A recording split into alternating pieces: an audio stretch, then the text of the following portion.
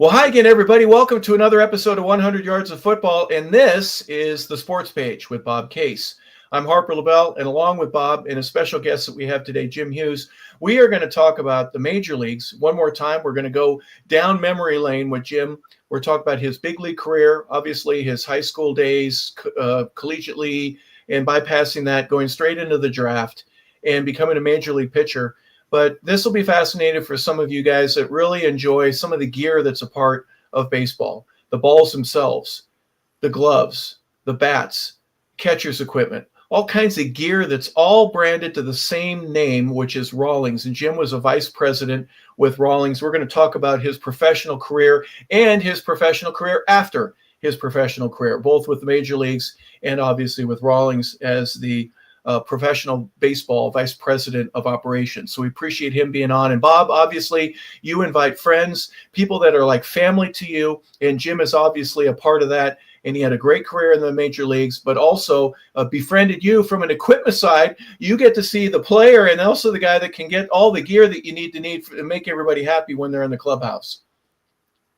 Yeah, Harper, it's great to have Jim on here, and I think he'll be a very fascinating and interesting guest. And I've been fortunate to know Jim.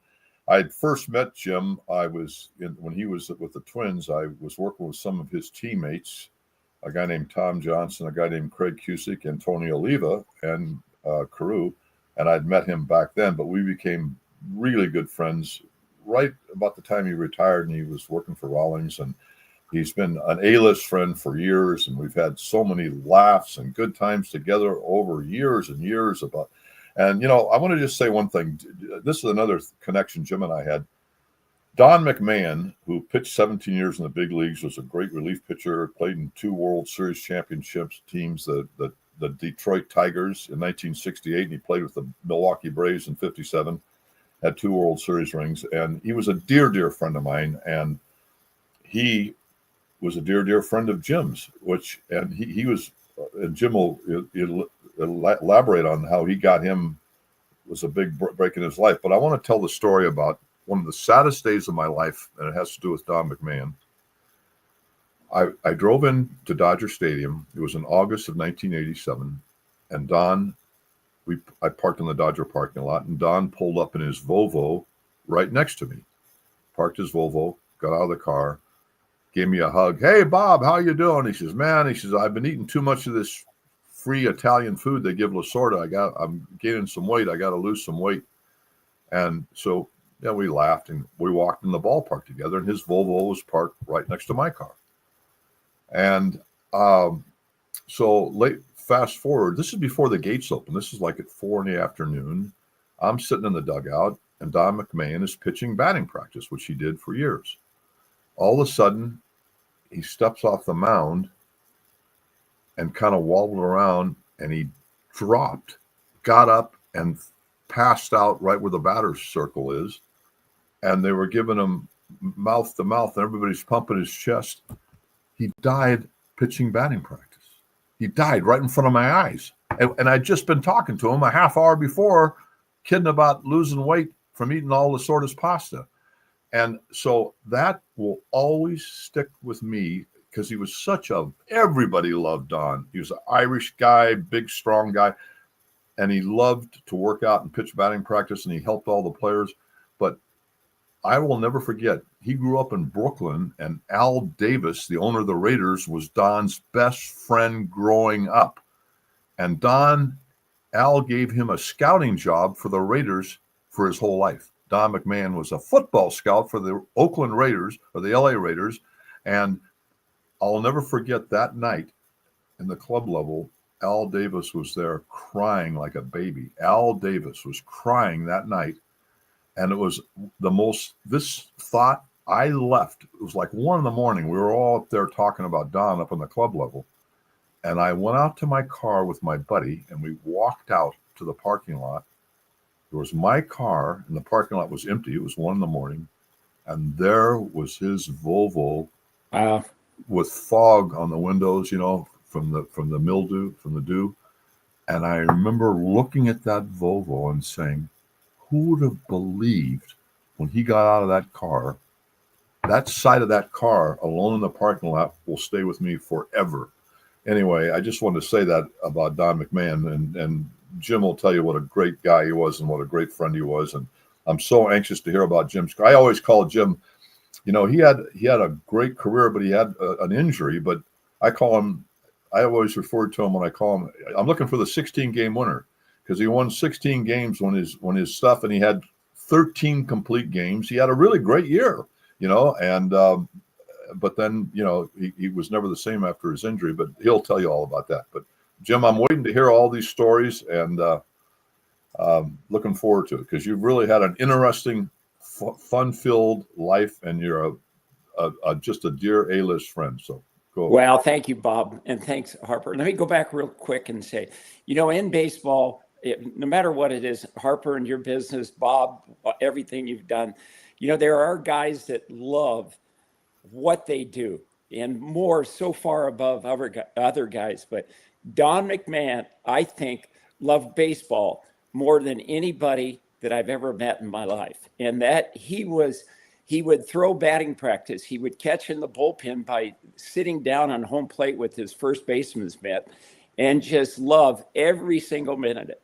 If a guy wanted to catch or throw pitching practice, Don would sit there with him for hours till he's done. So anyway, great guy, Bob. You hit it right on the nose.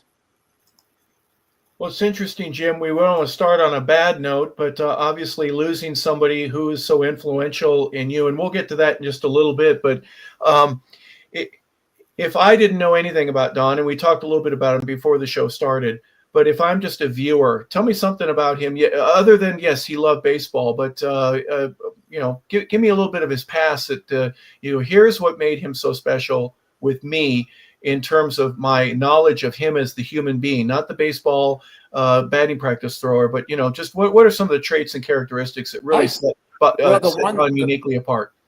The one that sets in is he cared. He cared about every player. He cared about every friend. He was a great father. All his son Jackie, the rest of his family. He was a good family man. That's what you can say about him. He really cared.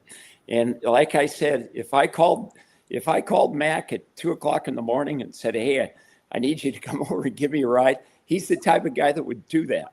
And just the fact that we played on the same team all those years, and you saw him every single day.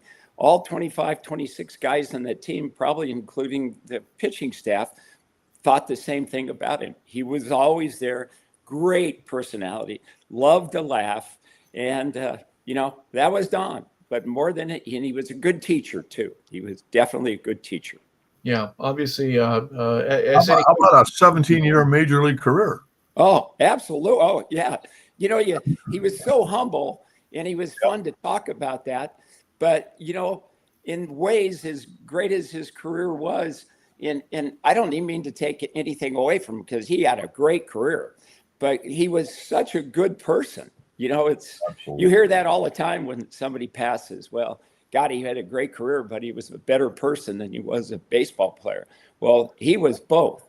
He was a great player, and he was a great man.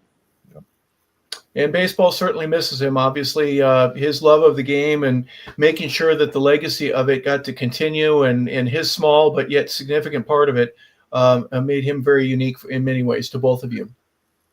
Correct. Yeah, absolutely. Well, let's talk a little bit about your career.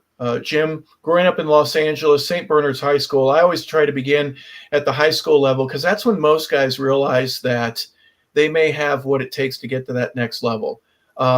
Was it wiffle ball for you, or just playing with a tennis ball out in the street with a bunch of guys in the neighborhood? I mean, when did baseball become something that you not only loved to do, but wanted to get better at? As early as I can remember, it was my brother, who was 4 years older, had a tennis ball against the garage, wiffle ball, the whole area, going up to the local schools and playing over the line, which a lot of these kids don't. It's a different over the line nowadays. But, baseball constantly. And, even during the summer when you're young, you used to say to your mom, "What time's dinner?" If it was 9:00 in the morning, you'd say, "What time's dinner?" She'd say 5:00. You were gone all day somewhere playing, mostly baseball, mix in a little basketball and other things there. But that was it. And it was very competitive. Even at that age, for the longest time, I don't know if you guys have ever heard of it, was a dice baseball game. It was called APBA baseball. And we would go crazy on that. And I had a group of friends, which I still see to this day, that were so competitive.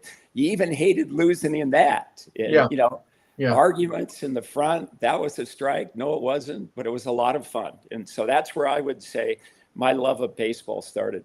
And Jim, having an older brother, I'm sure there wasn't a competitive streak in you at all. So, you know, shame on me for even thinking this, but you always wanted to beat him, you know, and catch up, and always wanted to be hanging out with his buddies. Not that you didn't like to be your own, but I can do this. And you got better because you were looking up at guys that are 2, 3, 4 years older than you, maybe even 5. And I've got to get it at a better level in order to be, I don't want to be the last guy picked when I'm playing on my brother's team. Oh, 100%. I've always said my brother was at such a disadvantage because if I beat him, which I hardly ever did, you know, it was awesome. But if he beat me, it was supposed to be. So Sure. Just like you said, you know, if there was a spot open, you see it in the movies all the time, but it is true. If there was a spot open, you wanted to go in there and you want to prove you belonged. And so that competitive nature there was so nice. Yeah, So, yeah. And you don't want to be the right fielder every time. You want to play third or short, or, you know, be on the mound, Yeah. or the catcher, and you got to be good enough to be able to hold the position, don't you? Absolutely, Harper. And you said it best about getting out there and going to different fields just right in front of the house.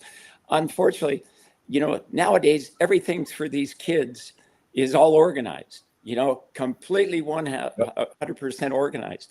I have a little boy that lives across the street. He's like 7 years old. He is out in front of the house with his dad playing catch all the time. He's the only one I ever see in the neighborhoods anymore. And when Bob and I were growing up in Southern California, that's all you did. You were all over the streets. Yep. Whatever the game was, you could have football, whatever. For me, Jim, it was when the street lights would go on, when it was about to get dark. That meant that overtime needed to be done, and the world championship for that day had to be suspended because everybody's going to get yelled at if they didn't get home in the next 45 seconds to a minute and a half. I'm with you 100%. Yeah. Yeah. And sometimes someone would have to yell, Anthony, Anthony. And then all the Italian kids would go because they're all named Anthony, right? they had to disappear. But getting a chance to do all that, and then obviously going through elementary and then in high school, St. Bernard's High School, you're literally right off the end of the west side of the north of runway at LAX Airport. But smaller school, but yet nonetheless, great athletically. A lot of kids that would come out of there. Great basketball program. Not so much football because you didn't have a real genuine field on campus, but baseball especially, right? A lot of great players in your time. Yes, it really was. In that whole area too. And like you said, with St. Bernard's High School, right next to the airport there, every 7 seconds a plane would take off. And so the teacher had to be quiet for a bit. So, I mean, you could literally, when the planes were just starting to take off, if you were flying, you could see that brick building, the shape of an H, and that is St. Bernard's High School. But throughout that South Bay area, and as I mentioned when we were talking a little earlier, Westchester High School was right across the street. And in that area, they had like 4 little leagues. There was a Babe Ruth, there was a Pony League. Baseball was the number one sport. And there was a lot of kids from that area that went to those schools. Basketball was popular at that time, so was football. But baseball was kind of the key sport. And it was competitive. There were some very good players that came out of St. Bernard's over the years. Yeah, and competitive not only at the school in order just to make the team and being good enough to be able to represent, but also in the area with the other teams. You mentioned the El Camino Real League. I grew up in the Del Rey League, and now it's a Mission League where a few of the Catholic schools in that area that are close enough to one another, they'd all be in the same region or same district together, play against each other. And so you really got a good view of how talented you were. And I think it would be easy if you were a scout trying to figure out, who's any good out there. to just follow that El Camino Real League, it would be one of many that you would want to scout and get to know the players and see who might be able to make it either at the collegiate or at the minor league level. Oh gosh, 100%. And it just in my senior at St. Bernard's, how I got noticed, we had a player on my team, high school team. His name was Mark Meschek. He was from El Segundo. And, El Segundo was so strong in those days, Yep. the Brett brothers, McCready, God, they were loaded. And so Mark came over. Anyway, Mark was a projected like number 2 or 3 pick. And we happened to be playing, remember the school, Sarah High School. And Sarah High School had a pitcher named Randy Hammond, who I think Randy got a cup of coffee in the major leagues. And so we were playing this game at Bishop Montgomery High School. There was 26 scouts there to see those 2 players. My friend Mark just didn't happen to have a great day. I came in about the 4th inning, and there was only 2 left, Gail Hindley and Jesse Flores. I think Bob knows Jesse. I knew Gail. Gail was a great guy. Yeah, Gail was outstanding. Great guy. So I got 2 of the old cards that you put all your information, come send them back in. Both of them called me. And from there, just by being, with my friend not having such a good day, I was seeing that day. So that's kind of unique right there that I would have probably been going to some junior college if that day doesn't happen. When is this, Jim? 67, 68? This is 1969. 69. Okay.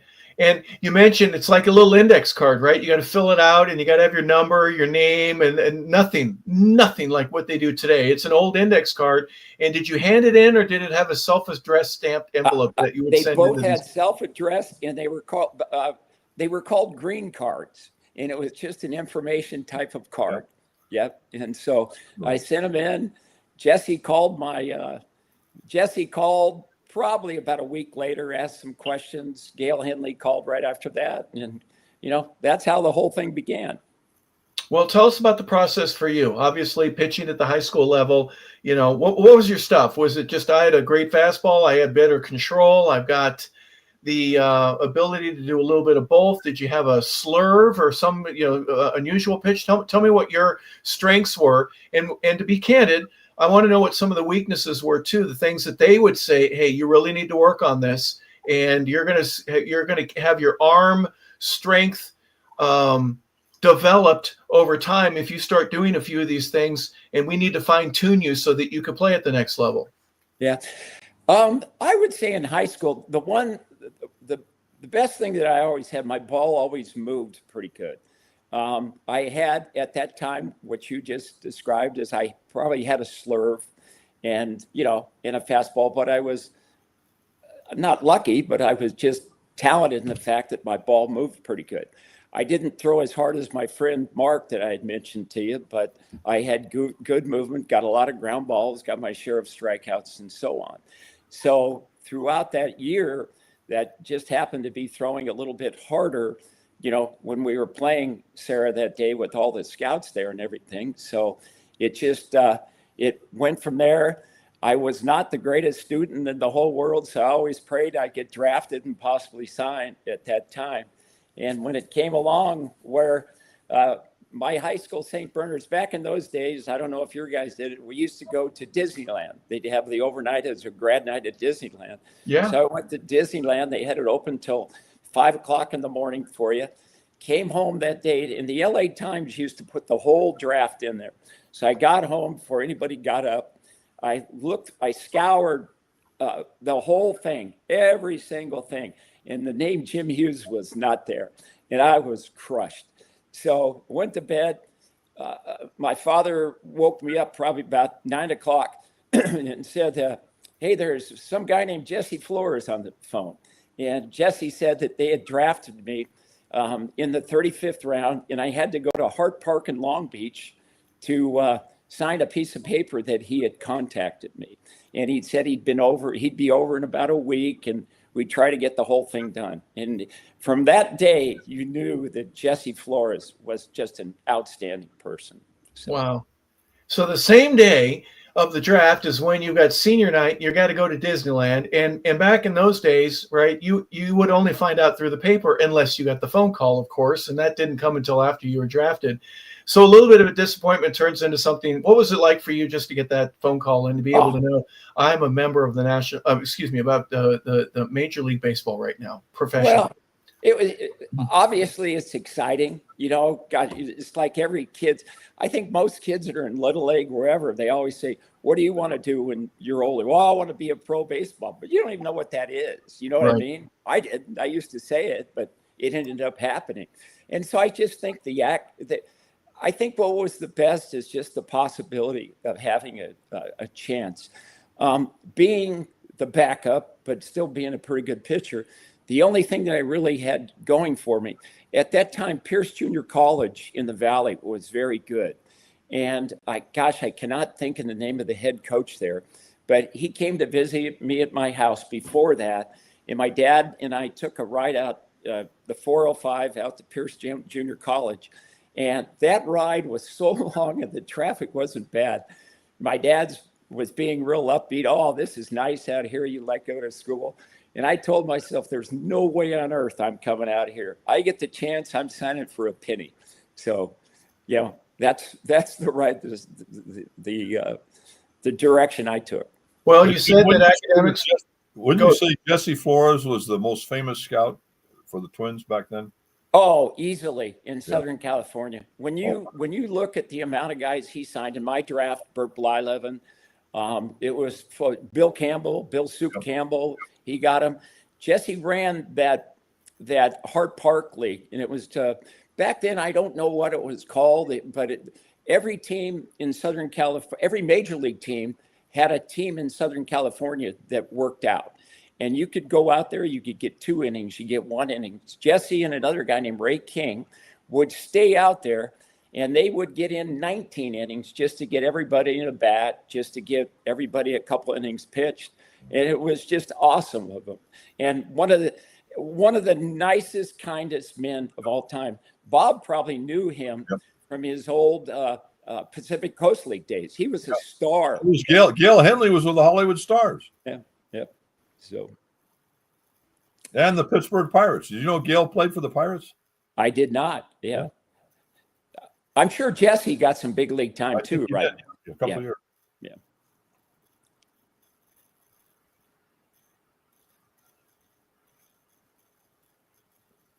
You froze. We had some technical difficulties, at least over on my end. I hope everything is okay now. Please apologize for that. Jim, there's an adulation and excitement. Obviously, I asked you about the phone call and what that initially meant. And there's a joy and an adulation, as I said, but there's also now it's time to go to work. What was that like for you? That was a lot of fun. First of all, Jesse Flores comes over to my house, and my dad was my agent. Of course, that's most the way it was in those days. So anyway, Jesse sits down, said, we'd really like to sign Jim. There's a lot more potential there, that he said, than where he was drafted. And but so we're willing to give him a $5,000 bonus, and we'll pay for 8 semesters of school. And he looked at my dad and he said, what do you think? My dad says, no, we want $25,000. Well, Jesse used to wear this little hat. I thought Jesse's hat was going to blow up to the ceiling because his face got so red. So he basically said it's $5,000 in a very kind way, and the school. And so my dad said, we'll talk about it. As soon as he left, I said, Dad, I'm signing. And it was a done deal. So he said that we signed the contract a week later. He sent me plane information, tickets and everything. Went down to LAX airport. I flew National Airlines down to Melbourne, Florida. And sitting next to me is Burt Blyleven, who was drafted number 3 in that draft. Paul Ray Powell was number 1. Guy from Covina named Ronald McDonald was number 2, and Burt was number 3. And so we went down to Melbourne, Florida. Melbourne, Florida is the minor league complex, so it was at an airport back there at that time. Got off the plane, felt humidity for the first time, and then the next days just went to work in that hot, humid sun. Yeah, absolutely. But the career starts.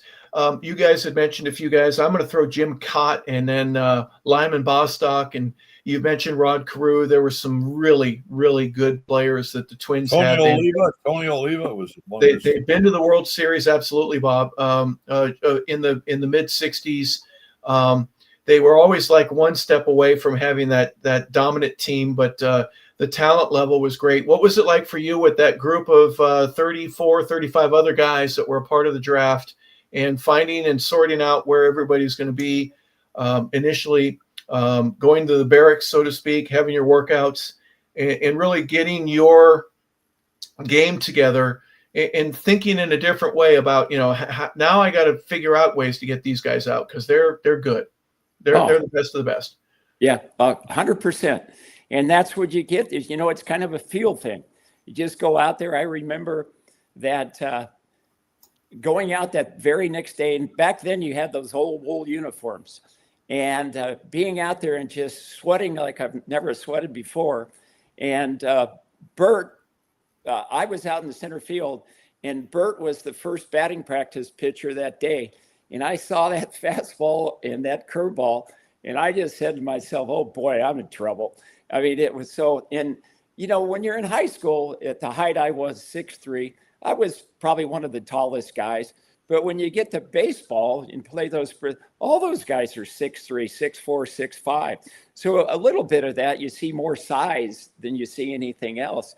But slowly but surely, when you were pitching, you just, that added confidence, and, went over to Sarasota, Florida, where the league began. And, some of the guys back then used to go to those summer leagues. There was one up in Auburn. There was another one in the Northwest. So the collegiate kids would usually go to those summer leagues, whereas the rookies would stay in Sarasota. So it made it a little more even keel for you. And you know what? You just pretty soon you're pitching, and that thing just rings in your head. I can get this guy out, and I can get that guy out. You know what I mean? And the confidence builds. It also helped that we had a tremendous manager. His name was Freddie Waters, and he was an ex-Marine. He was a major league pitcher. He was a great guy. We all hated him at the beginning because he was a mean son of a gun, and we knew he was a Marine. But halfway through the year, you realize he's doing that for us. He was awesome. And he was a big part of my career, kind of teaching you how to practice in baseball. Nobody really thinks about that, but he really did. And he was a great guy. So he was the one that kind of pushed me and told me, hey, we got to teach you how to use your sinker, move and things like that. And so when I really felt at that time that I had an edge on those guys, what they did, they had 8 starters. It was going to be a rotation every 4 games, but one guy would start and pitch 5 innings. The other guy would go 6 through 9.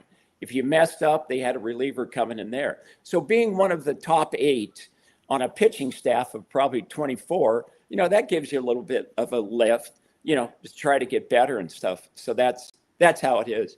And one quick story, if you don't mind, Harper, there's so many kids there. And all these kids were tops on their baseball teams and stuff. When I was in that league, there was a guy that was drafted like number 6. And his first 3 games, he was one of those starters. First 3 games, the poor guy just got shelled. And in the 4th game, he got shelled again. He got taken out in the 1st inning. He went over in the corner, and he was just sitting there, had a small tear coming down his cheek. And Fred Waters went over and said to him, son, what's wrong with you? And he goes, Coach, I've never been hit like this in my whole life. In my whole life, I've never been hit like this. And Fred Waters said to him, son, do you remember when in high school, when that number 3 or 4 hitter would get a hit off you every once in a while? He goes, yeah. He said, son, they're all here now. And so for the rest of your career, when you go to A ball to AA, they're all going to be there, and, and move on. And it really does. That's what baseball is about. You got to adjust. You can have great stuff, but you better be able to adjust or you're in big trouble. You mentioned something that's very interesting to me. Hall of Famer Greg Maddux was asked, what was the hardest part of your pitching career, what level was it where you had the most challenging time with your stuff? He goes, oh, that was before I got to the Cubs. That was in high school. High school, the reporter says, how on earth could it be in high school? He goes, because they swing at everything. I couldn't throw anything past any of these guys. Now you get thinkers. You get guys that are waiting for a certain pitch. You have to learn as a pitcher what they're going to wait for and make sure that you don't throw it in the way that they want it, right? This is the cat and mouse game that takes place between a pitcher and a batter at a much higher, more significant level. Was that an easy thing for you to learn, or was that just something that I just got to throw my best stuff and then learn how to apply that in a different manner as Fred taught you? Yeah, basically with Fred, that he said with that, he says your sinker, don't try to go corners, go in a little bit, because your movement's going to take it someplace else, which you'll learn. And for that, and basically with the sinker, that was it. He actually taught me at that time a little bit more of a slider. When you hear about the true sliders, I'm sure you guys have had guests. If you can get that real tight football little spin on that ball, you're going to have a quick breaking slider. So he worked on that with me, because I had mentioned in high school I had a pretty good slurve, but he divided it in two. He taught me an overhand curveball and a slider, that from that time, I just had to learn. I had to get the command for that. And you had also, Harper, asked me a little bit earlier, what was one of my downfalls? I never had the greatest control in the world. So I was constantly fighting that a little bit. So that was probably the biggest thing for myself. Where Maddox had such pinpoint control, everybody knew he was going to be around the plate. I was one of those guys with a ball one, ball two guy, 3-2 count and that stuff, just hoping that I could get that sinker or good slider over the plate. Yeah, that's a challenge for everybody. I mean, how many Greg Maddoxes are there? Not many, right? There's only one of him, but there's not many that are like that. The control and being able to hit a spot that's not a strike, even though you want it to be, that's not easy to do. It's just not. Oh, 100%. Yeah. And when you like him, sorry to get off on this tangent, but like him, though, you get to be like Greg Maddox and you're throwing strike, strike, strike. Pretty soon that umpire is giving you that 2-inch off the corner just because he thinks it's going to be a strike himself. Yeah. Whereas you get a pitcher that's throwing ball, ball, ball, he's thinking the opposite. This kid will never throw a strike. Yeah. Yeah. He can throw one right down the middle. I'll go, nope, you missed low, right? No, it's right down the middle. No, it wasn't. Take your base batter. Well, early on, because you didn't go to college, you're straight you're riding buses, you're in cheap hotels or motels. What was the road like for you as a 18 or maybe early 19-year-old? You're away from home for the first time. It's hot and sweaty outside. You're with a bunch of guys that you've not really met, but you're brought together to be a team. You got to learn to trust this one and maybe not trust the other one because they want your job and want to take your place. But you're professionally playing baseball at the highest level, even if it's single, double, triple A, you're getting yourself ready for that. What was that experience like for you being away for the first time? Just the very first year in Sarasota, Florida was more of a homesick thing. And, you had, like I'd mentioned earlier, you had anywhere, the guys were coming in, going and this and that. So you had anywhere between 26 to 32 guys. And everybody's homesick. They're all 17, 18 years old. That was the big thing. At that time, then, I don't ever really recall being jealous of anybody and this and that. At that time, I think everybody else was really just worried about themselves. You just want to do enough to get to the next level. So I didn't see that much there. But that was kind of it. It was a lot of fun. Most of the places that you stayed, they gave us a first night in a hotel, and then they gave us a list of different places you can go look for a place. And Bert Blyleven, a guy named Ken Knight, and a guy named Lee Pallas, we went and found a little hotel room with 4 beds that was $135 a month. And you know what? We had fun. We had a lot of fun. There was a Howard Johnson's down the block where all you could eat chicken on one night, all you could eat fish on the next night. and you were making about $500, and you made it work. $500 a month, and you made it work. But Yeah. the Yeah. homesick thing, Harper, was, I would say, at that age, was the biggest drawback. And learning how to find all of those all-you-can-eat places so that you only have to eat one meal a day instead of paying for three. I think there's a truth to that as well. You really learn to budget in a different manner when you're counting pennies and your per diem money is a little bit late, right? That's 100%. That was fun. What a learning experience. They'd say, okay, you got one night, go find a place. You're 17 years old, and that's what you do. It's a growing experience. Yeah. Well, I've got a Tacoma Twins picture here. You started in Sarasota, Pacific Coast League. There's some pretty good baseball there, isn't there? A lot of really good athletes. Did you learn anything from that experience that said, you know what, I'm really close right now. I'm just one step away from where I need to be. Yes, I did. And getting to the Pacific Coast League, I had a really good year in Lynchburg in 1972. I was 13-9. I think I led the league in ERA. Kirby Farrell was our manager at that time, and he had moved to AAA.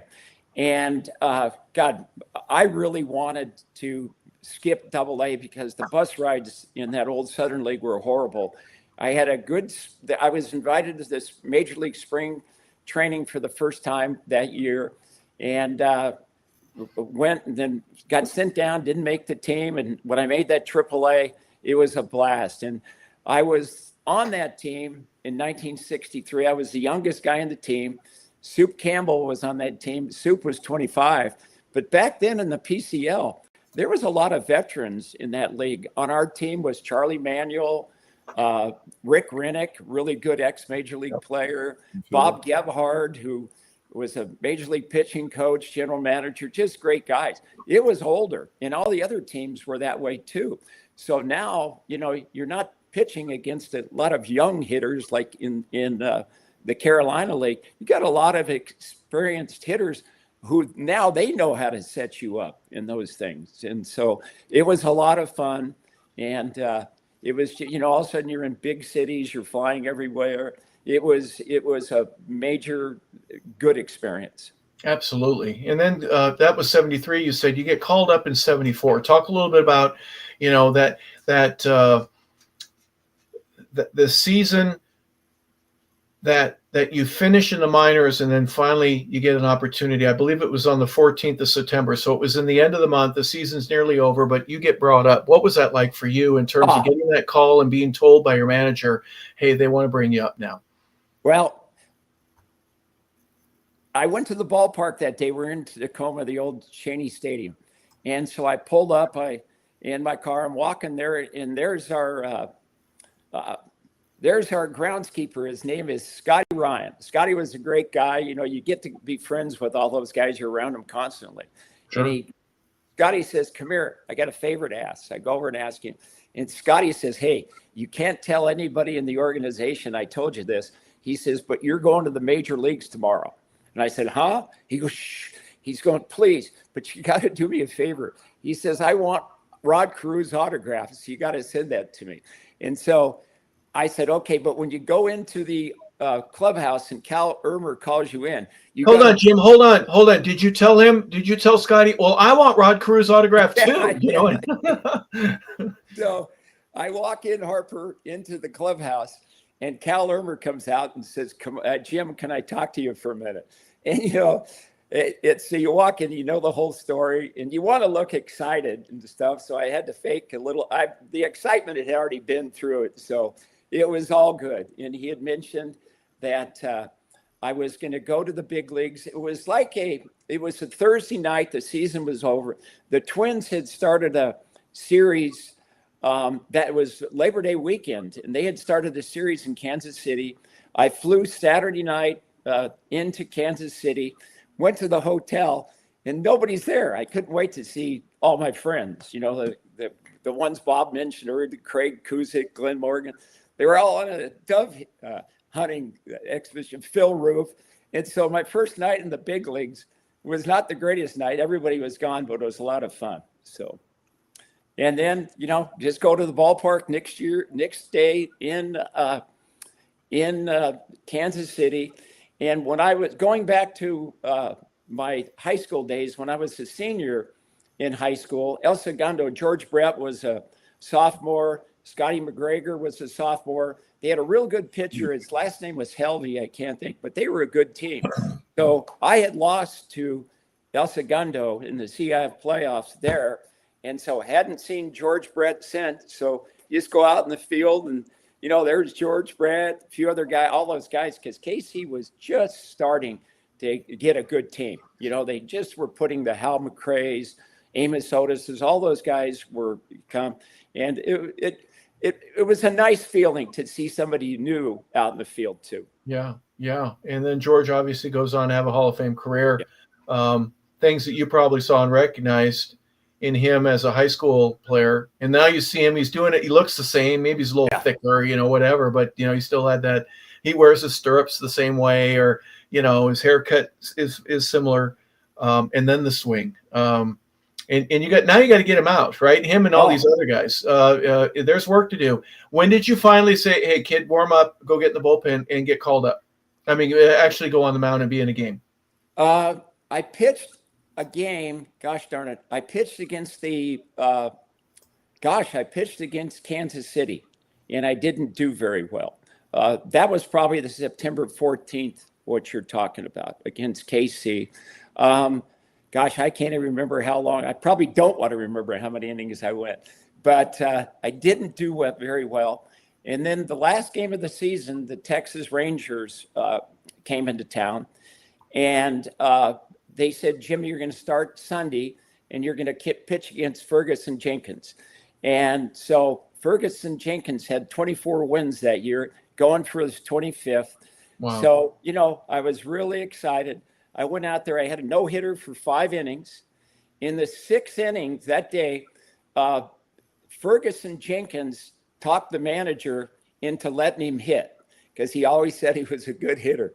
So Fergie Jenkins comes up in the 6th inning and gets a base hit off me, ruins my no-hitter. Not only that, he gets on the bases and scores the first run. So I took the one hitter, I think, into the 8th inning. Tom Grieve comes up. Remember Tom, Bob? And Tom hit a blast to that old stadium. So it's 2-0. Harmon Killebrew hit a home run, 2-1. Anyway, I pitched a complete game, 3-hitter, lost to Ferguson Jenkins, 2-1. And that was the first time that I really felt, obviously it was a joy to make it, but I really felt like, hey, if I take care of myself, I can stay here. You know what I mean? Where you get that boost of confidence that I can stay here. Yeah. Well, obviously the no-hitter going 5 into the 6th inning before Fergie gets on. Not bad. Good job, Rook. Right. And then you gave up a run there. Okay. All right. Fight your way out of it, Rook. And then you go in the 8th inning. Your ERA is 2, which isn't bad for anybody. But unfortunately, it wasn't enough to win that game. Right. That's the challenge. And Fergie's going, I didn't pitch well at all, and I still got to win, because I got two of the hits were the key to the game, just 2. Yeah, he won his 25th that day. Yeah, my goodness. Well, you had 25 in your career. That's pretty good, right? Yeah, that's right. You had 25. It's awesome. I love it. 25 more than Bob and I had together. So that's good. Talk about the ride while you're there. The airplanes, the checks are bigger. Do you think I'm going to spend it all? Are you going to save it all?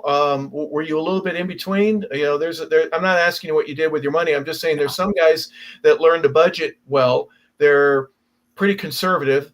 They enjoy the life. They buy a nice suit where they look good, but you know what? They're storing their money away. They don't want the game to leave them broke like so many do when they're finished. Yeah. So I'll go back in 1975. I made $16,500, which was the minimum, and I was rich. And after having I won 16 games in 75. I was 16-14, And God, that year, there was a lot of good breakouts, taking a sidebar. Freddie Lynn came out, Jim Rice came out, Dennis Eckersley, Dennis Leonard. Boy, there was a lot of good rookies. And, Calvin Griffith, who I always liked, but he was a little on the cheaper side. Boy, I had to fight him. All those other guys were getting 40 and 50,000, and he wanted me to come in at the same amount. So I didn't have an agent at that time. So he used to call you into his office at Tinker Field there in Orlando, and he'd yell and scream at you, this and that, which was huge. And my best buddy Neil used to tell me at that time, never give him a price. He was going to law school. Don't tell him what you want until he gets around what you want. And so that's what I would do as a young kid all by myself.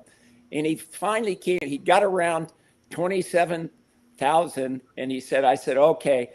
And my friend told me to meet him halfway. And so I said, I want 32.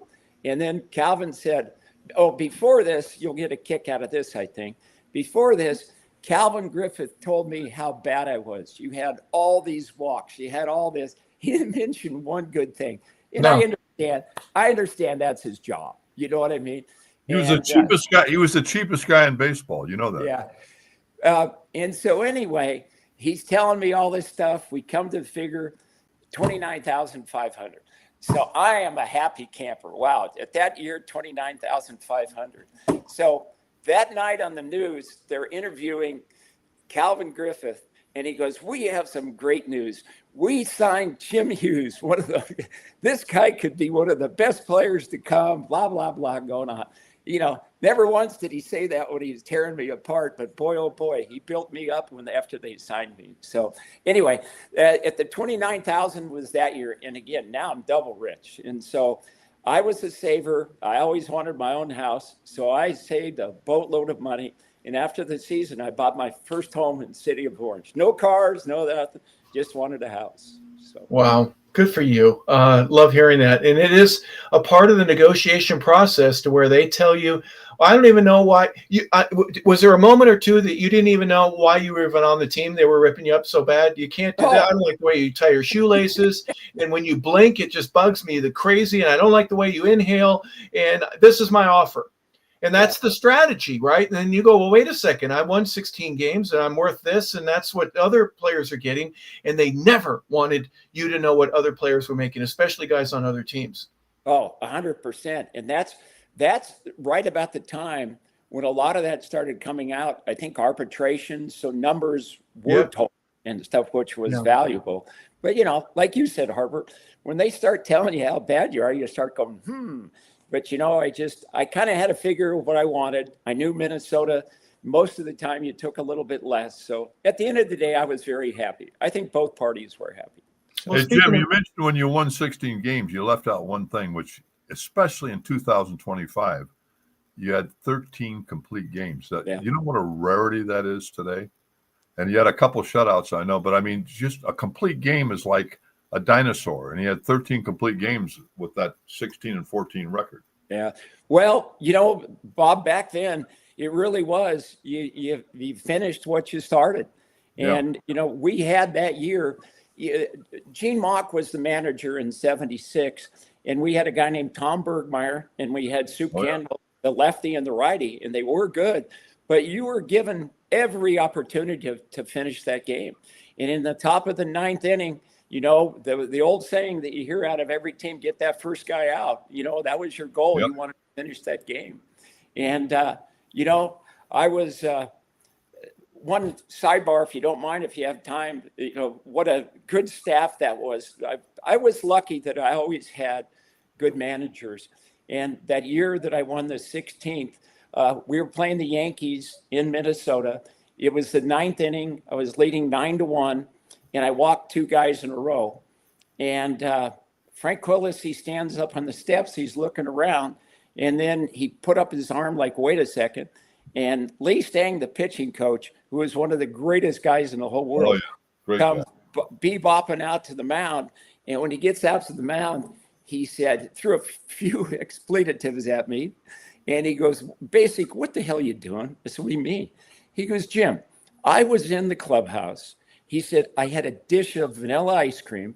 I was just putting the chocolate syrup on it. And Frank calls me, says there's an emergency. Will you get these two guys out so I could go back and eat my ice cream? And, that's the kind of guy he was. He wanted to settle me down more than yell at me. But, that was the greatest thing about that team. So, he also was a 16-game winner with the Twins, Lee Stang. And he was only, 5'9", 5'10", little guy. Yeah, little guy, great guy, good pitching coach. So. You mentioned Minnesota home games against the Yankees there to finish the season.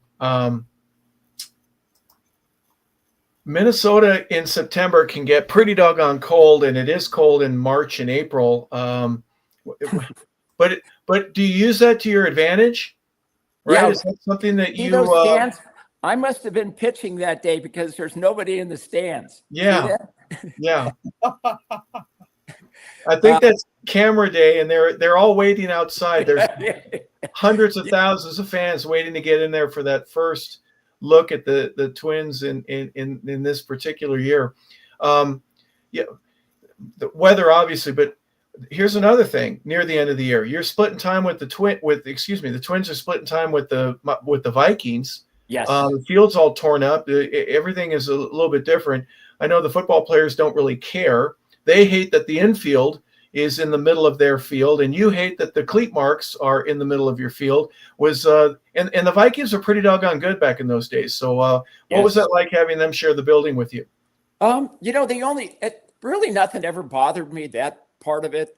The only thing is that, the Vikings were definitely number one, which was okay. But we had to play a couple 10 o'clock in the morning games just to get out of the way to make sure that the Viking crowd could get in and do that. And that's really the only thing that I could ever remember there. It was not a big deal.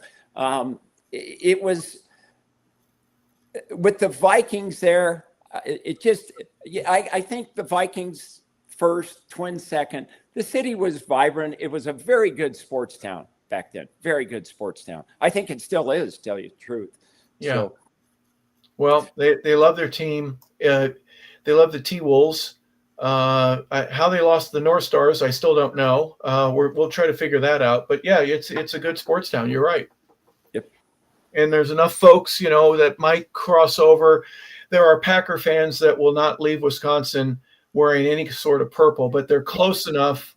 Just on the other side of the St. Elmo, is that it? The name of the lake? There's a big lake over there just on the other side of the border. And, they can come over and watch a professional game. The fan base and the city itself was growing. It was expanding so quickly back in those days. Yeah, it's shocking still. Where the old Metropolitan Stadium was, I was on a huge parking lot. Right next to it was the North Stars, the hockey arena. And that place was always full. I not being a Southern California guy and not being a big hockey fan back then, I was shocked when the North Stars left because that city loved them. Yeah. They must have got a lot of money. They went to Dallas, didn't they? Yes, they did. Yeah. Yeah. For reasons we don't know. Quebec lost their team. Atlanta here, they go up to Calgary and they win the cup. 2 or 3 years after they leave here. That's a different story for a different time. Did you ever do any ice fishing in Minnesota? I did. How was that?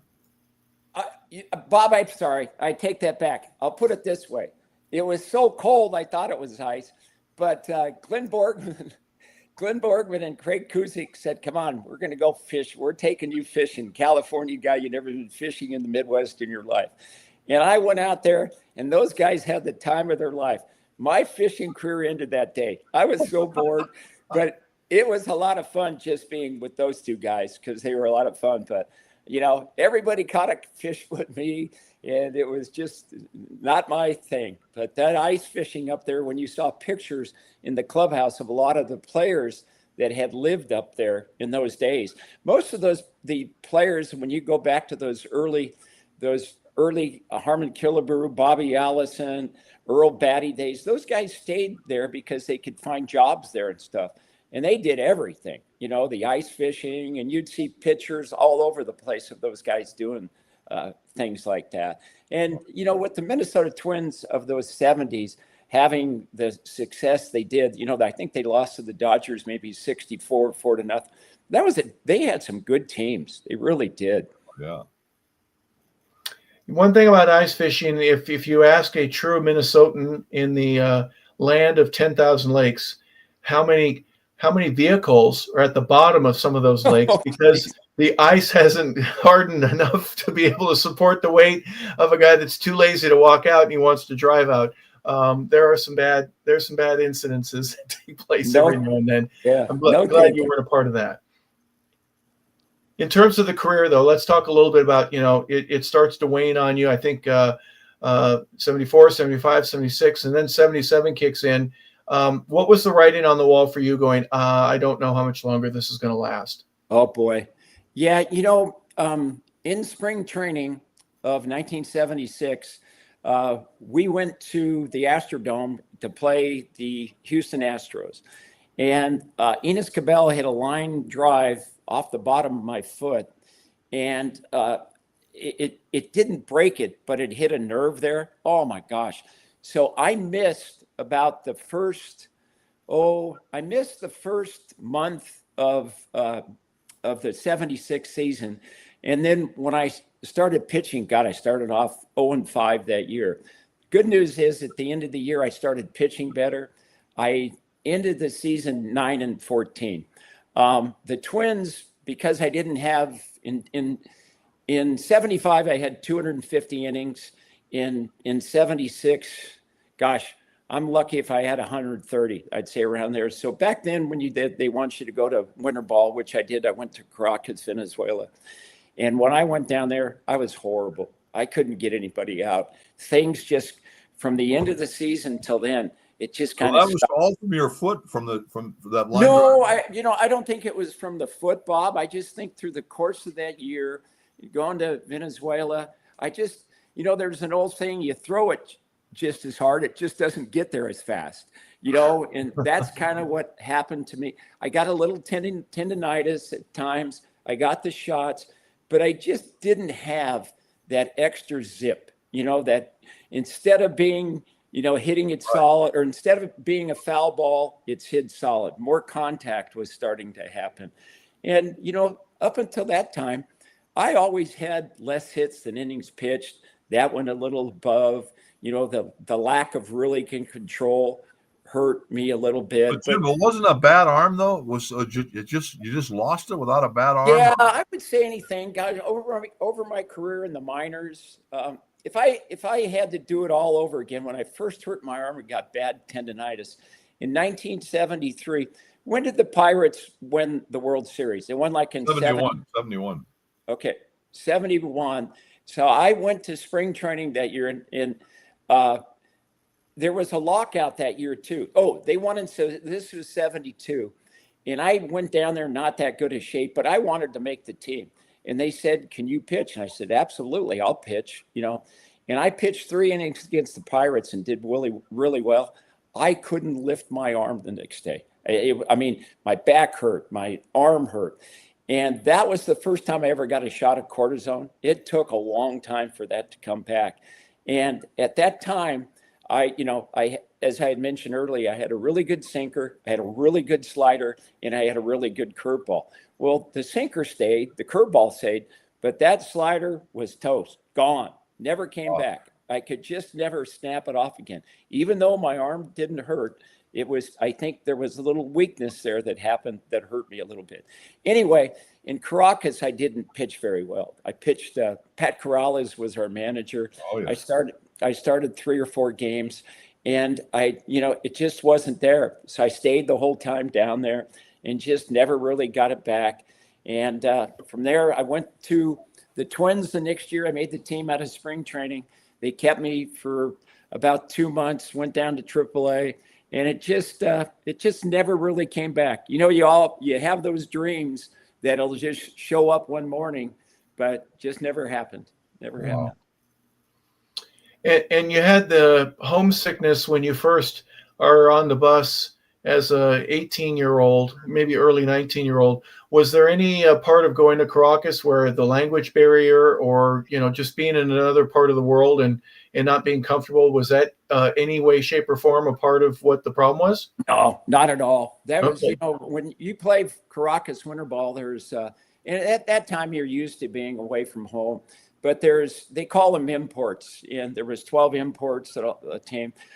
My wife and I at that time lived with Mick Kelleher and his wife, which was a lot of fun. We had a lot of nice guys on that team, and it was a lot of fun. And you go down there, you want to make a little extra money, you want to get the innings into that. And for me, it just didn't happen. For some of those other guys, it did. It just wasn't meant to be. Well, you have a Twins and then a White Sox opportunity. There's Central and South America baseball. You're trying to find that mojo to get you back, but it just didn't happen for you in that manner, did it? No. Yeah.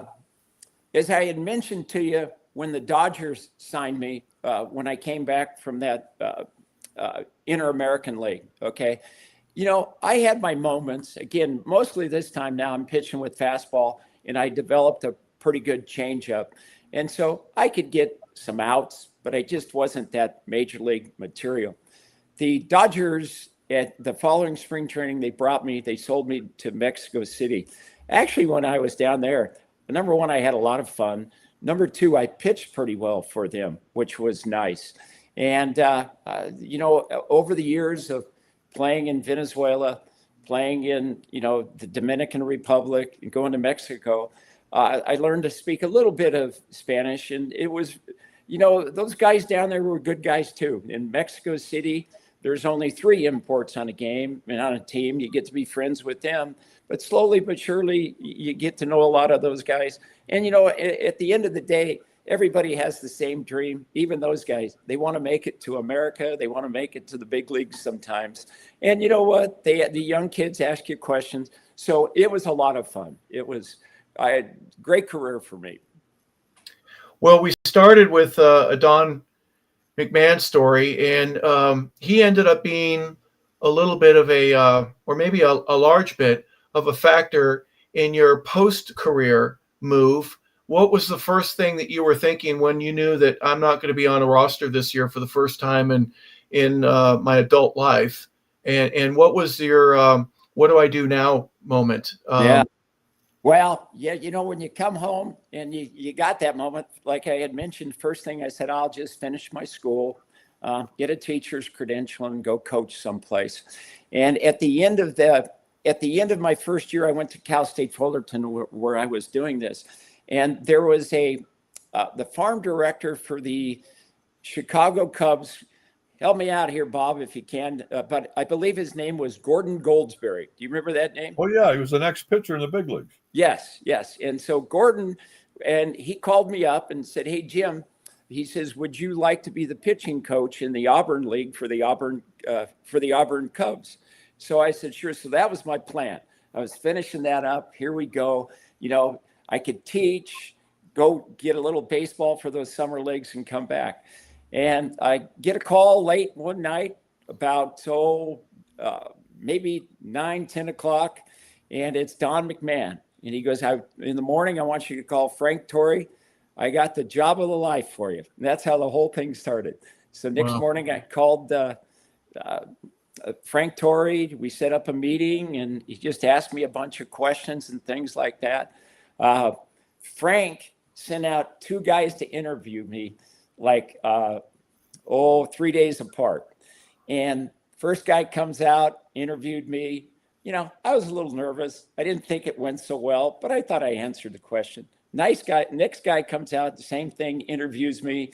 He starts telling me why I wouldn't like the job. And part of the reason I wouldn't like the job is you're going to be in smelly locker rooms. You're going to do that. And it's like, I've done that my whole life, and so on. Anyway, to make a long story short, fast forwarding way up, both of those guys told Frank Torrey that I couldn't do the job. You need to hire somebody else.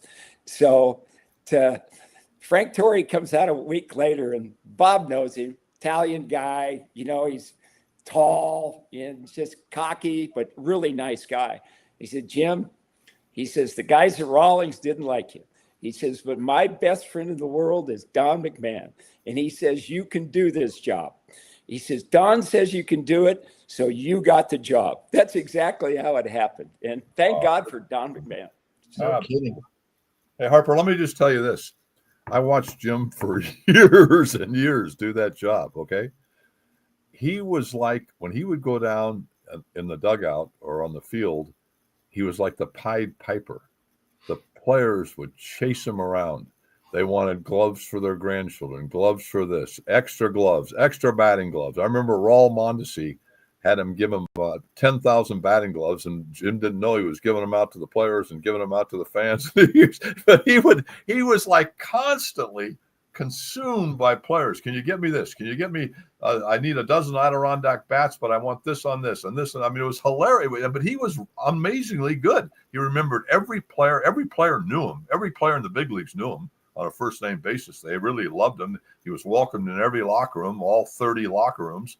And, he had a great career and he was a great, I used to love seeing the pictures like Tony Gwynn receiving his gold glove with Rawlings executive Jim Hughes giving him the glove. He was in a lot of those photos handing out the gold glove awards, which was, there's Trevor one right there.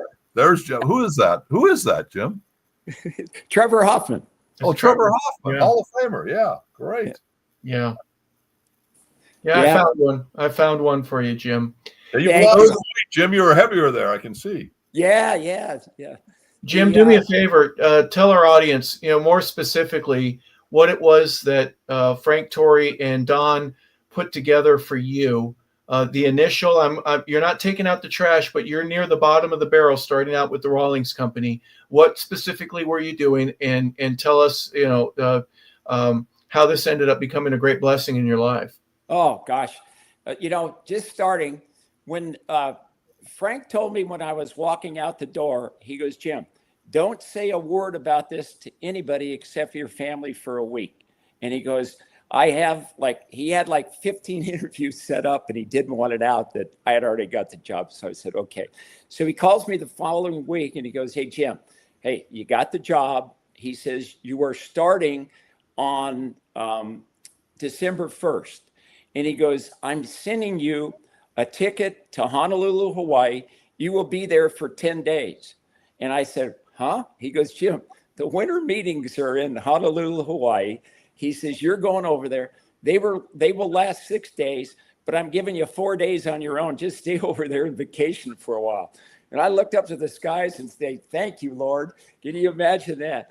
So while we were there in Hawaii, Frank sat me down. They used to have a thing back in the day.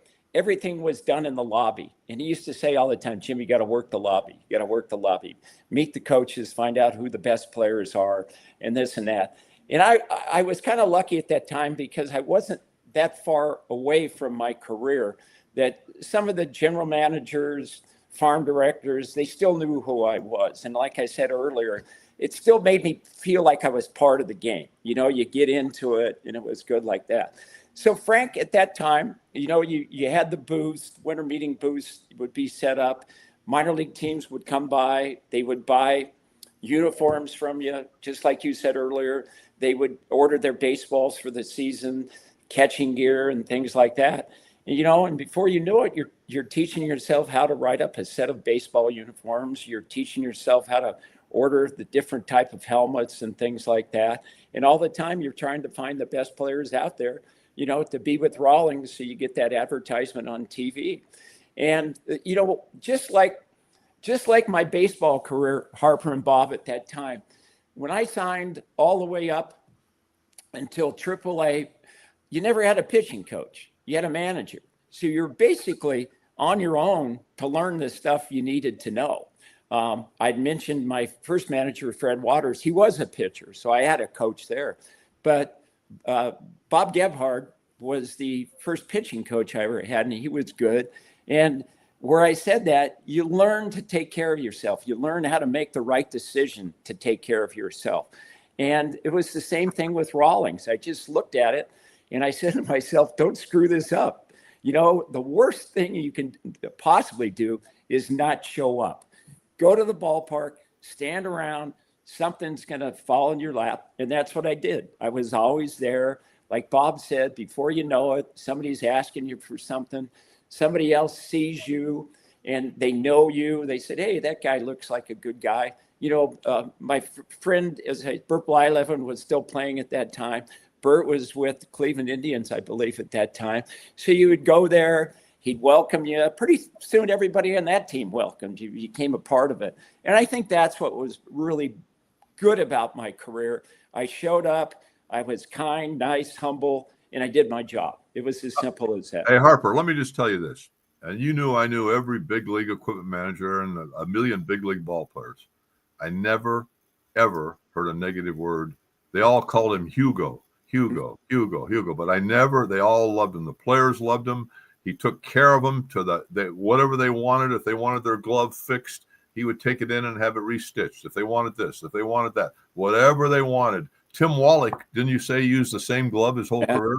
And Jim had to keep repairing. Tim Wallach, who played like 14 or 15 years in the big leagues, wore the same glove his whole career. And Jim had to keep taking it in every couple of years and repairing it. It was hilarious. But Harper, in Westchester, in that area, there was a little shoe store, and it was called La Tierra Bootery. And the owner of La Tierra Bootery was a guy named Ben Brucker. And gosh, I can't think of his, started with an H too, but just a great guy. So guys would come to me, even sometimes with other companies, because I got the name that I could fix these gloves. So all I would do, if it was a Rawlings guy, I would take the Rawlings glove to Ben Brucker. I don't know how he did it, but he would sew that thing, and guys would, Dwayne Murphy, Tim Wallach, Wade Boggs, he put years on those gloves for those guys. And I became their hero because they didn't know Ben Brucker. But on the Wilson guys, they would give it to me. I'd take them, whatever Ben would charge Rawlings, I would just make them pay. But it was something there. It was just an added service that I didn't have to do, but I did do, if that makes sense. Hey, Harper, here's the best part. This is the funniest part. I always tell Jim, you're the most humble 16-game winner that I've ever met in my life. I've never hear him. Okay, now listen, there would be major league players he would deal with for like 10 or 12 years, right? And so they would talk to me about Jim Hughes, and I'd say, Jim had a really good career with the Twins, 116. They go, what? He played in the big leagues? So these guys he's dealing with, a lot of them never even knew he was a big league player. I mean, right. If I walked in, the first thing I'd say, when I played, I did this. But half these guys, the younger guys, the older guys knew them or played against them. But a lot of the younger breed, guys 15 years in the big leagues, didn't know their glove guy and their Rawlings guy. Now think about it. Rawlings handled baseballs, all the big league baseballs, all the gloves, the Adirondack bats. They made all the uniforms. I mean, they had baseball like it was Rawlings is baseball, So. Yeah. But Harper, 1987, Rawlings did everything. We had the uniforms, the balls, the helmets. There wasn't an official glove at that time, but we were the unofficial official glove, because at some of those times, probably I would say as many as 70% of the players wore Rawlings gloves at one time. And but Bob's right. We really did a good job at Rawlings. That's everybody. The uniform makers, everybody did a good job. Ted Sizemore, there are a lot of ex-players there. Ted Sizemore, wasn't he the president of Rawlings? Yes. So as I had mentioned, Frank was there for 2 years when I got there. Frank left and they hired Ted Sizemore. So, Ted, rookie of the year with the Dodgers in 1959, great guy. And Ted came in. Ted was my boss for 25 years. My boss that now I was 40 years contractually, if you want to call that, with Rawlings. So I had Ted for 25, got him Mike Thompson, another great guy, for 15. And the greatest thing about that, for having those guys, we were friends, still friends. It's so nice to have relationships with that guy. Both guys very competitive. Both guys loved Rawlings. Both guys did anything for Rawlings, to make sure that brand stayed on the field. And all the years for Rawlings are probably our biggest advertisement was that 50% of the players on the opening day rosters wear Rawlings. That was huge. So that's more than all the glove companies combined.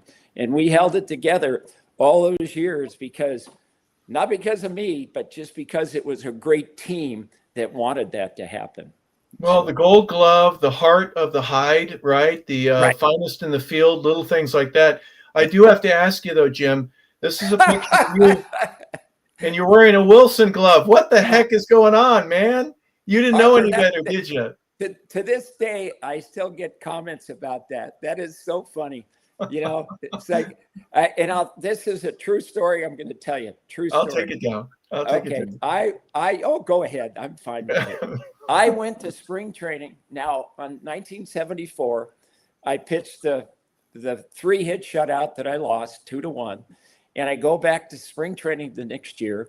And I said, oh boy, I'll get a Rawlings glove contract for sure this year. That's one of your big dreams, you know, making it, all these little things in between. So I go up to the guy. I met him later. I can't remember his name. And I said, hey, are you giving out any contracts? And he goes, yeah, we're going to give out a few. He says, what's your name? And he looks on the list. I saw the list where my name's not there. And I'm crushed. I saw some other names and I'm thinking, God, I'm better than that guy. So I went and got Bob's buddy, Ray Crump. And I said, Ray, can you come out here and put a pretty good word in for me?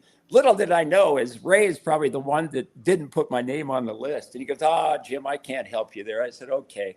So I gave up that dream. And the next day, Wilson Sporting Goods comes, a guy named Gene DeCoste. Bob probably knows that name. Yep. And I was on Gene's list, and he gave me a 2-year Wilson contract.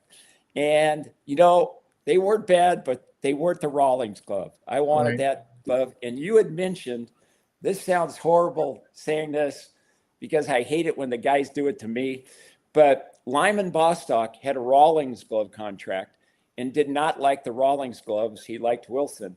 I had a Wilson contract and didn't like it. So Lyman would get me a pitcher's glove and I would get him an outfielder's glove, and it was all good. But that reminds me, they had contracts in those days. Yes. Jim knows the story. Mike Schmidt was contracted to Adirondack bats, Rawlings bats, and they always had a red stripe because whatever team, if he was on the Dodgers, it was a blue stripe. If he was on the Phillies, it was a red stripe. Well, he was using block letter Louisville Sluggers, and he would get red tape and put it where the red stripe is. So when he's on TV, they think he's using a Rawlings bat because it had red tape around it.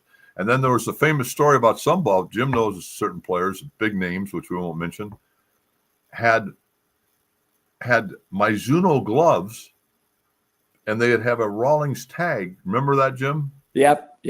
Sold on the glove, sold over the Mizuno thing. So they'd actually be using a Mizuno glove, but on TV you'd see the Rawlings label there. They sold over the glove, or vice versa. Yeah.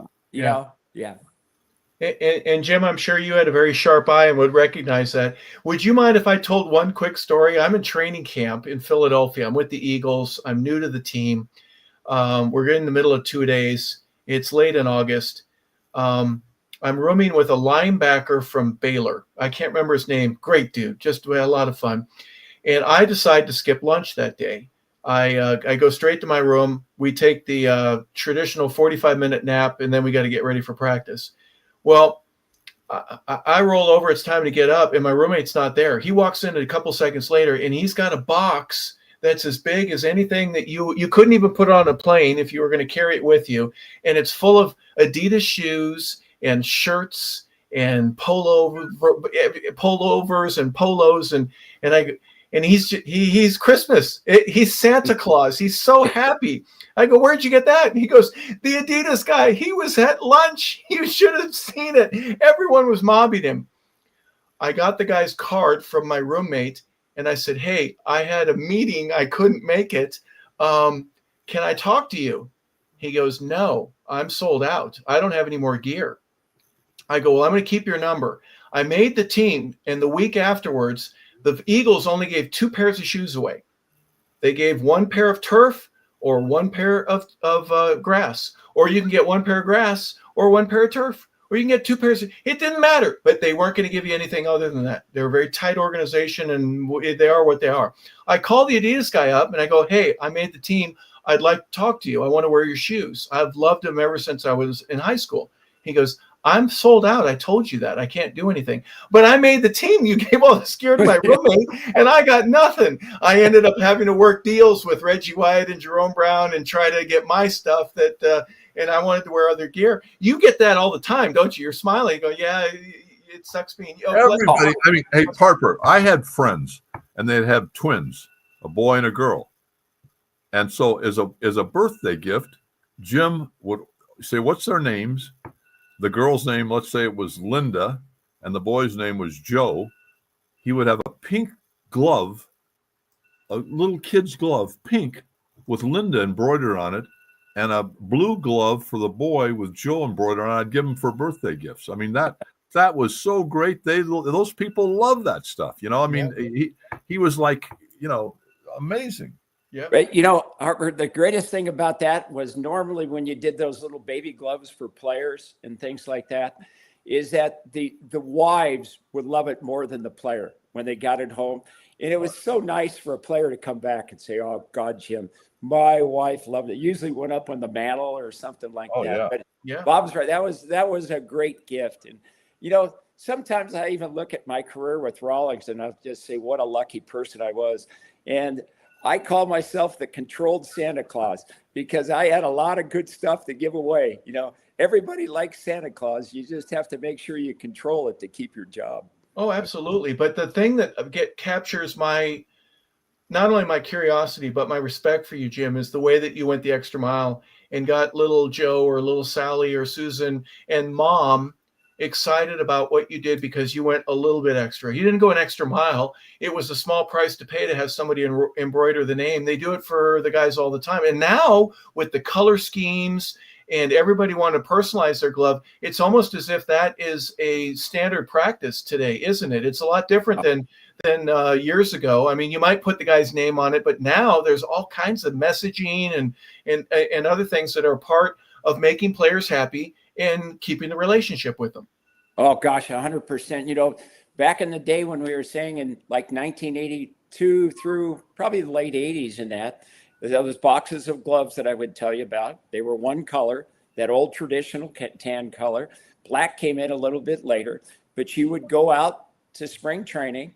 The guys would come out and they would go through the gloves and Ryan Sandberg would say, Jim, here's my two, you know, and we're good to go. And then you'd always check on them constantly during the season to make sure they broke in right or whatever. Yeah. But now fast forward all the way to now, is we're going through the contracts. I'm helping the guy that overtook my job, and all the glove orders I'll say 80% of the glove orders will be done online by January 15th, because they can go onto the Rawlings website, build their glove. When they're all done, there's a little thing called the configurator number. They send it to Stevie, he turns it in, it's done. And it's multi-colors, you know, it's, you know, the traditional old, you get a lot of the players now, young players, you can see if their dads played sometimes, because they do want that traditional heart of the hide tan color, which is still our best leather, in my opinion. Sure. But yeah, it's changed a lot. Recently, there was a series of YouTube videos that Trevor Bauer, while he was trying to put his career together after the incident that he had with the Dodgers, and he was in Japan, and he's doing these videos, and he's in a baseball store in Japan, and he's going to buy gloves, and he says to himself, he goes, I wonder if I can get this one, because there's rules against certain colors on my team and in our league that we can't have a certain color. I mean, it's so expanded now. You used to have just a choice between tan or maybe a darker glove. Yep. And then the black gloves came into vogue. And next thing you know, they're team colors and pink gloves and you name it. So really the expansion has probably been a marketing blessing, but also a nightmare in that, gosh, I got to order enough pink leather to satisfy, but I don't know if there's going to be 100 guys that are going to order pink gloves or there's only going to be 5. Yeah, 100%. That's the, the inventory, that is so tough to do when you bring in all those colors. And, the thing that's happened now, you pay a lot more money for it, but you can order your glove online, even a little league kid, a high school kid, college, and build it the way they want. But when you start ordering those gloves, and you have to have your gloves ordered during the summer to get them at Christmas time, that's tough to have the inventory with all those different colors you want. Just as you said, if St. Bernard's High School is royal blue, that kid's probably not going to want a red glove there, Nope. and so, Right. yeah, it's really a struggle. And I'm agreeing with you, Jim, but there also is the one kid that goes, I do want the red glove. I don't want to have the royal blue. So again, figuring all that out. And that's part of you and Sizemore and your other bosses. That's the configuration. I'm glad you guys were friends enough to be able to, how are we going to figure this out, Jim? And I don't know. How do I know what these kids are going to order? Nobody knows anymore, but you have to project for it and obviously have something that is of great value to them. You do that. Rawlings has always been the name, the brand, the association, and their connection with baseball. And you got to be a part of it for basically the entirety of your life. Yeah. And, Harper, I'll grab it real quick. But the one constant in all those years was that label. That was for a Gold Glove. That one there is for a Gold Glove player. But, we had the traditional red one. They never changed it, which is, to me, was one of the smartest things they do. Other companies were changing label colors, doing that. So that was always on TV, from the grandpas of many years ago to their dads, to their kids. That red label means a lot to a lot of kids. Yep. So, and then this one, I don't know if you can see that well enough. That I do. The Rawlings got kind of beat up there. My son hit a foul ball, and I got to find it, and it is a part of the game and the history of it that many people recognize. I know, Bob, you certainly do. You were a part of that in the baseball world. 50% of everything you did had something to do with Rawlings, didn't it? I can remember when I was 10 years old, I bought my first glove. Everybody can remember their first glove. And I was a porky kid, so I was a catcher. So I got a Stan Lopata catcher's glove. And it was Rawlings, and it was a round pancake with a hole in the middle. And now they're like first baseman's glove, the catcher's gloves. And I remember when I was catching, I used to put a sponge in here, which I don't see him do anymore. Right. Because I was catching a fastball, and you had to catch it right in the hole. It couldn't hit the top part of the glove. It was like a pancake. And it was completely different than the gloves. That was my first glove, Stan Lopata catcher's glove. I'll never forget it. Jim, do you remember your first glove? Oh, I do. Harper, do we have time?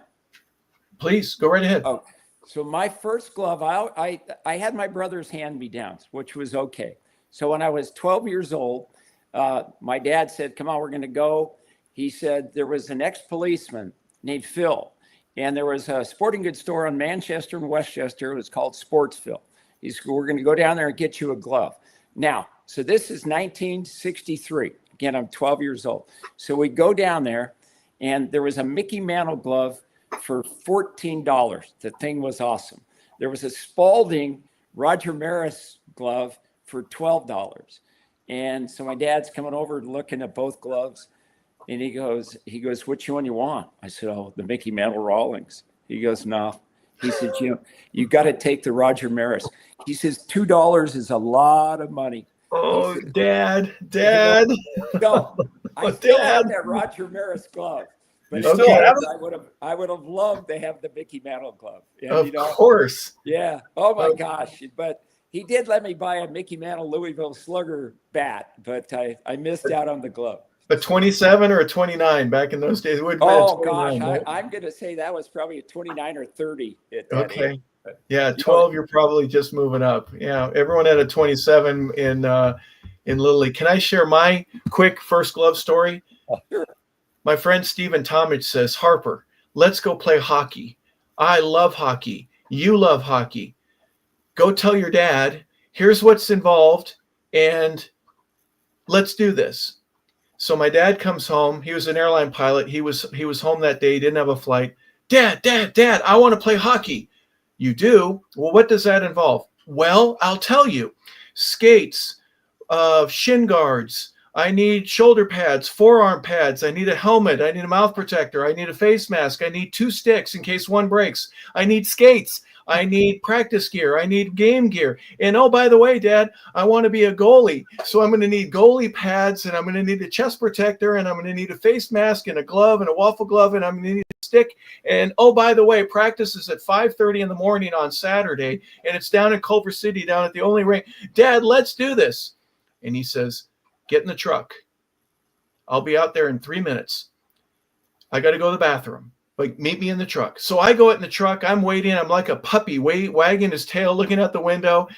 What he did is he told my mom that he's going to take me to Big 5 Sporting Goods. And he did. It was down in the valley off of Van Nuys Boulevard.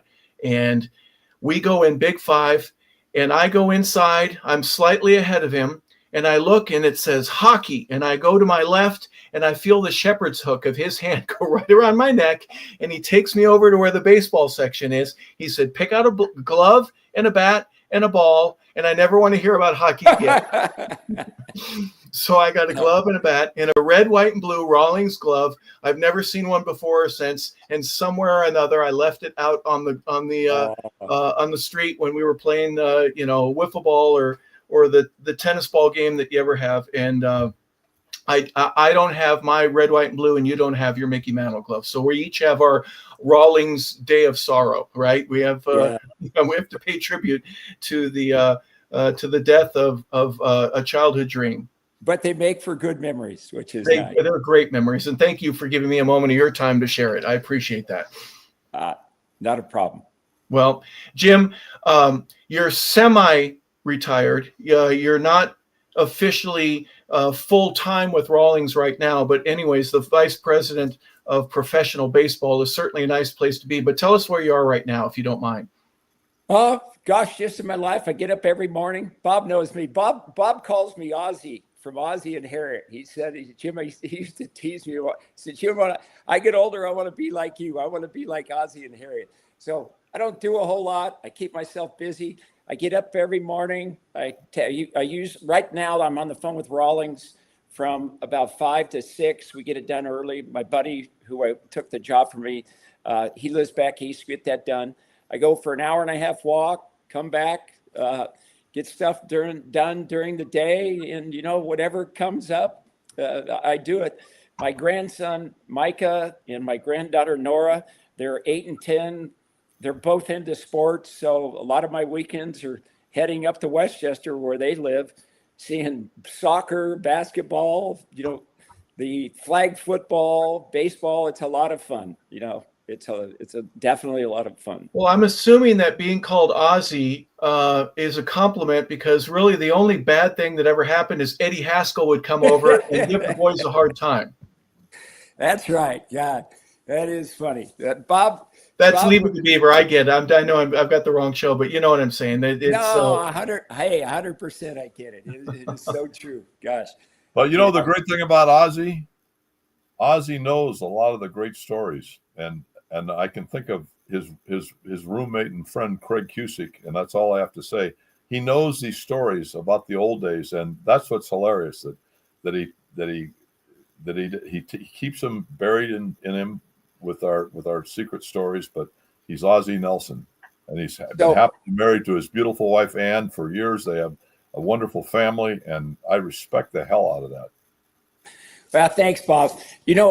Harper, the first time I went to Bob's house, Bob, he knew I grew up big Yankee fan. Mickey Mantle, loved him back in those days. And Bob invited me over to his house. He had a Mickey Mantle jersey back then, the old flannel one. Oh, gosh, was that thing sweet. And then he kind of showed me his collection. Well, we became good friends. So Bob and I used to meet on Saturday mornings sometimes at 6 o'clock. We meet at this little restaurant out in Van Nuys. Bob, was it called the Clock or the Tick Clock? And yeah, it was. Yep. Yeah, and we would go across the street. There was a bakery there. We'd either meet at I'd say once a month. And Harper, I would say we would laugh for 2 hours and part our own ways. Absolutely. You know what Milton Berle said? He said, laughing is like going on instant vacation.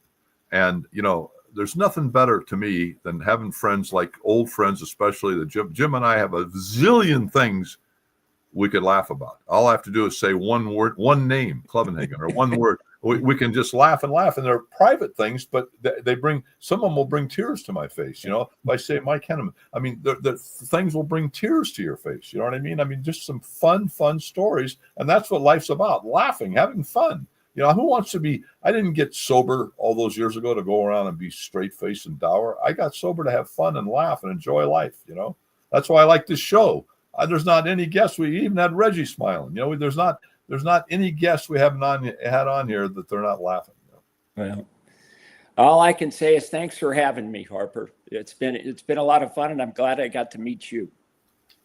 Well, thank you. I want to say one of the great tributes I got was from Dave Baker, who was a part of the NFL Hall of Fame, the building itself and running that. And when a player dies, he has to be at the funeral. He's a representative of the Hall of Fame. And his line was, "For all that you've done for the game, for all that you will do for the game, thank you." And I want to say that especially to you, Jim, for all that you've done, your career, whether it be at St. Bernard's or the minor leagues, going through the majors, fighting your way every day for a job and staying in that game as long as you can, and then devoting the rest of your adult life to making other players and even their wives one little bit happier and supplying them with what they need so that they can do their craft, and doing it with the quality and with the expertise that Rawlings has for years. There's a travel team just down the road. My son was asked to play for a Rawlings Tigers team that was here locally, and they do things first class as well. So thank you for all that you've done to promote and to enhance and to grow the game of baseball. Well, thank you very much. It's truly been a pleasure being on with you guys. Thanks for having me. Well, Bob, you've got some great friends, and we had another one on, and Jim Hughes being that. Jim had another A-lister. Yep, absolutely. Certainly a part of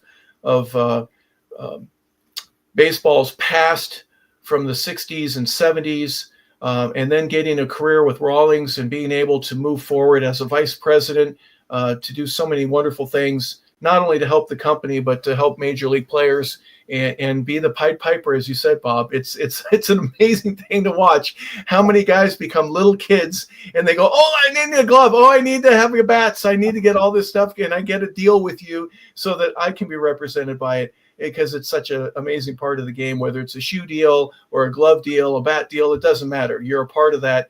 And it makes the game even more fun and better to enjoy and to watch. So thank you, Jim Hughes. We appreciate you for being on the sports page with Bob Case. Thank you so much. Well, thanks again, Bob. Thank you again, Harper. It was a pleasure meeting you. And Bob, I'll see you over at Gelson's one of these Saturdays. Yeah, Bob's big boy. There you go. Get the fries and a milkshake.